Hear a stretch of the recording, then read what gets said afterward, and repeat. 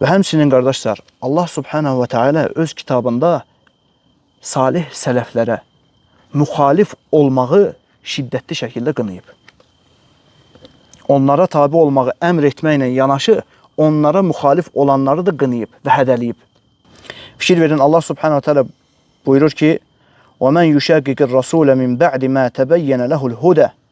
Kim ona haqq bəyan olduqdan sonra, sənə haqq çatdı, tövhid və sünnə çatdı, kimə haqq bəyan olandan sonra Rəsulun yolundan üz döndərərsə, fikir verin, indi salih sələflərə tabiçilik gələcək ayədə. Rəsulun yolundan üz döndərərsə, وَيَتَّبِ غَيْرَ سَب۪يلِ الْمُؤْمِنِينَ və möminlərin yolundan başqa bir yol tutarsa özünə, Allah Subhanahu Teala ayələrini nazil eləyir, sahabələrin yaşadığı vaxtda, yenə deyirik. Və ayələrdə xitab sahabələrədir. Və möminlərin yolundan başqasını tutarsa, möminlər kim idi ayə nazil olanda? Sahabələr idi. Yəni sahabələrin yolundan başqa bir yol tutarsa kim özünə? Nuvallihi mə təvəllə. O nəyə ki meyl edib ha? Yəni sahabələrin yolundan başqa bir şeyə meyl edib ha? Biz onu ona yönəldərik elə. O yönəldiyi yola biz də onu yönəldərik.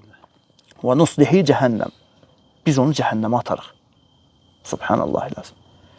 Möminlərin, yəni sahabələrin yolundan başqa bir yolu tutmaq insan nədir?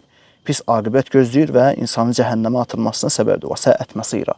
Allah Subhanahu deyir ki, nə pis yerdir ora. Onların gedəcəyi, o müxalif olanların gedəcəyi o yer nə pis yerdir. Ona iyazu billah, Allah Subhanahu Teala bizi o yerdən qorusun.